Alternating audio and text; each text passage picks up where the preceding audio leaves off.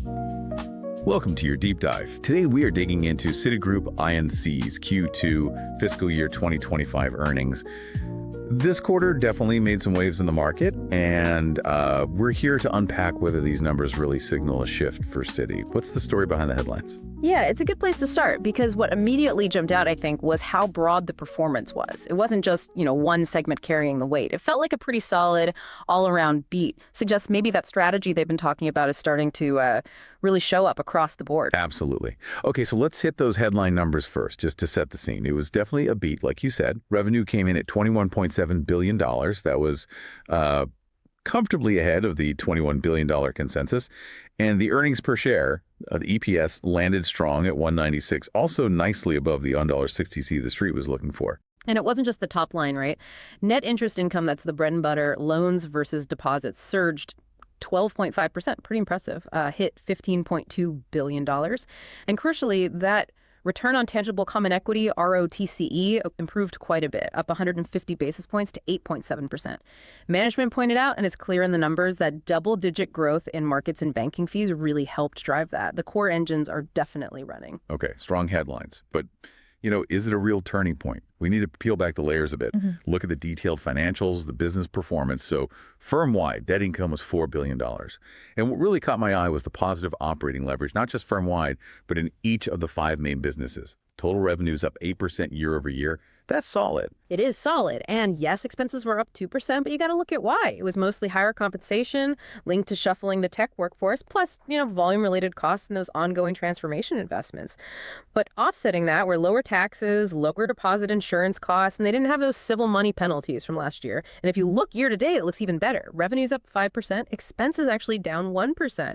Gives you an ROTCE of 8.9% so far this year. Shows that they're juggling investment and cost control pretty effectively, I'd say. Right, that context is important. Okay, let's break down the segments, because that's where you see the different parts of the engine working. Services first, the crown jewel, as they like to call it.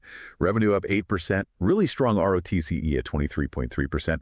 They saw good growth in loans and deposits, things like cross-border payments, dollar clearing doing well, and assets under custody and administration, AUCA, now over $28 trillion. Total fee revenue for services up 6%.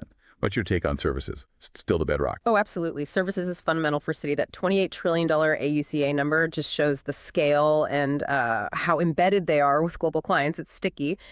Then you look at markets. Revenues there up a huge 16%. Best Q2 since 2020, they said. Fixed income really strong, up 20%, driven by rates and currencies activity, and equities. Best Q2 ever. Prime balances hit a record. You could really see the improved sentiment there. Markets delivered a 13.8% ROTCE. Very strong. And banking wasn't far behind. Revenues climbed 18%. Investment banking fees up 13%. M&A was the standout, up 52%. Equity capital markets, ECM, up 25%, helped by convertibles. They mentioned gaining share in leverage finance. Some big deals, too, like advising Boeing and Nippon Steel. Involved in 7 of the top 10 fee events this year, apparently. That segment hit a 9% ROTCE, a definite rebound there. Next up, wealth.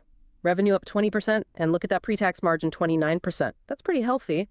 Net new investment assets grew 9% organically over the year, though client inflows did slow a bit this quarter, macro uncertainty probably, but non-interest revenue got a boost, up 17%, partly from selling that alternatives platform piece to iCapital, while hit a 16.1% ROTCE, clearly a high-value growth area. And finally, U.S. personal banking, USPB, revenues up 6%. Branded cards did well, up 11%, driven by better margins and growth in balances. Retail banking also up 16%. And USPB generated positive operating leverage for the 11th quarter straight. That's consistency. Delivered an 11.1% ROTCE. Yeah, that consistent leverage is a good sign on efficiency. Right. The only drag was the all other bit. Revenues down 14%, but that's mostly winding down legacy stuff and managing asset sensitivity. Banamix growth helped offset some of it. So yeah, you put it all together, and it really does look like that focus strategy is delivering across the core businesses now. Okay, so the numbers look good, the segments are performing, but what's the view from the top? How's management framing this?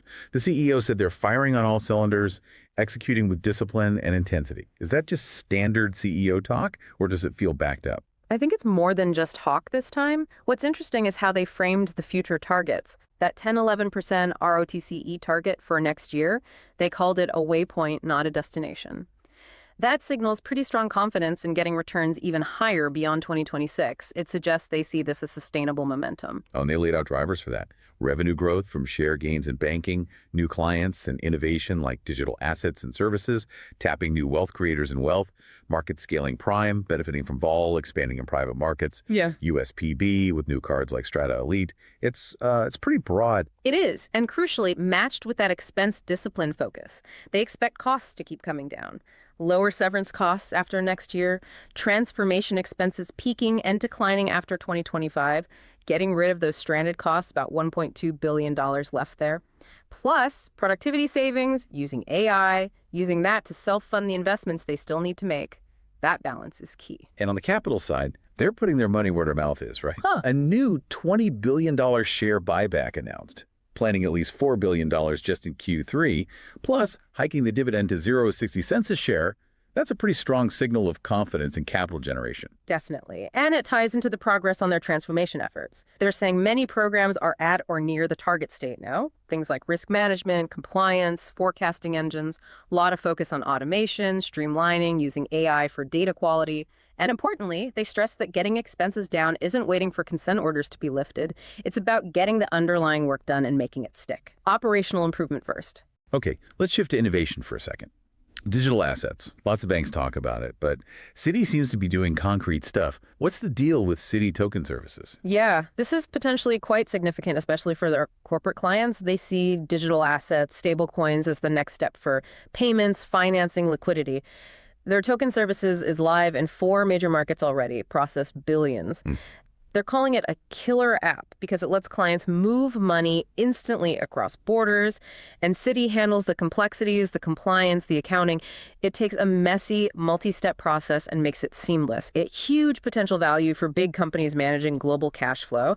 They're also investing elsewhere, obviously trading platforms, that iCapital partnership for wealth, expanding cards. And just quickly on Banamex, Yeah. Mexico Consumer Bank. Still on track for the IPO prep, aiming for year-end. But, they acknowledge timing depends on markets approvals, could slip into 2026. But the underlying business is improving, consumer parts growing double digits, which is good news for the eventual spinoff. Okay, so let's wrap this into the investor context. Credit quality, capital health. How does that stack up?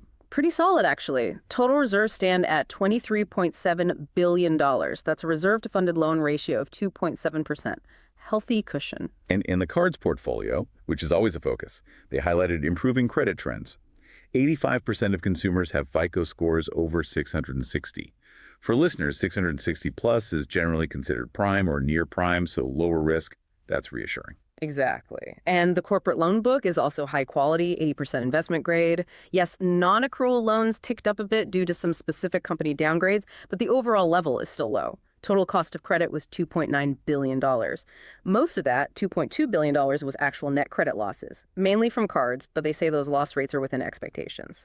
The other $600 million was building the allowance for credit loss, the ACL, mainly tied to some specific things. Trapped dividends in Russia, some shifts in the corporate book mix, like more financing in markets, not really a sign of broad deterioration, more specific adjustments. And capital itself, the balance sheet. Balance sheet grew slightly, up 2% to $2.6 trillion.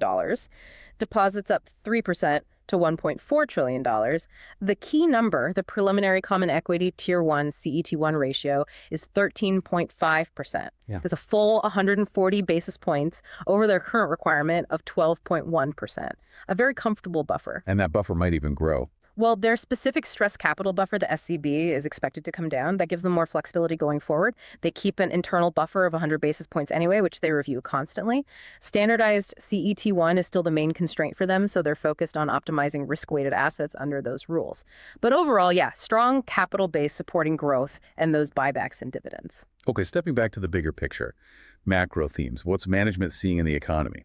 Still resilient. Yeah, they noted the U.S. economy's held up better than maybe expected, pointed to the strength of entrepreneurs, healthy consumers. But they're still cautious, seeing maybe some potential for goods prices to edge up from tariffs and some clients pausing a bit on big spending or hiring. So resilient, but keeping a watchful eye. And we talked about digital assets. How does Citi's approach fit the industry trend?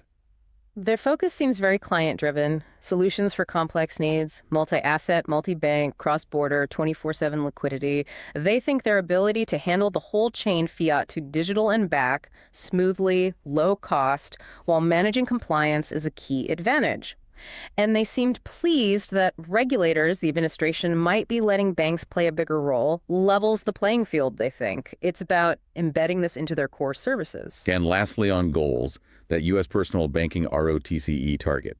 Mid-teens, then high teens eventually. How they get there seems ambitious. It's a mix. Continued revenue growth, obviously, getting those expenses down as transformation costs fade, managing capital efficiently, leveraging their prime-focused card business, the retail bank feeding wealth management, and that upcoming integration of the Barclays portfolio is expected to be a significant contributor too, adding scale. Okay, let's pivot to our This Is Not Financial Advice segment.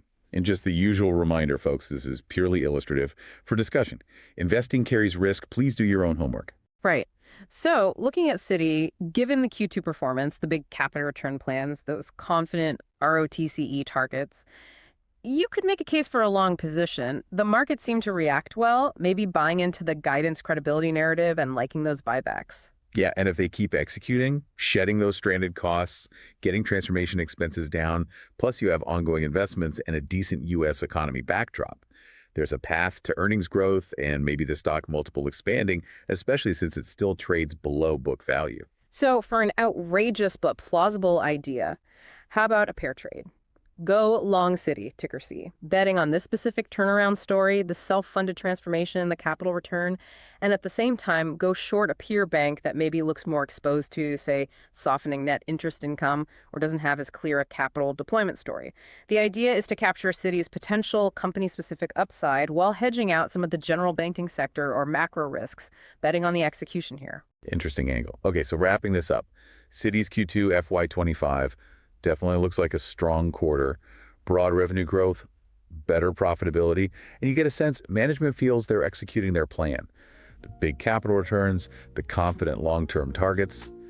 They would certainly believe in the transformation and the strength of the core businesses. Digital assets is one to watch there. Absolutely. And as always, we hope this deep dive gives you a solid foundation. There's always more to explore. Maybe think about how things like that Citi token service, that tokenized payment system, could really reshape corporate treasury. What does that mean 5, 10 years down the line? Something to ponder. Definitely food for thought. Thank you for joining us for this deep dive.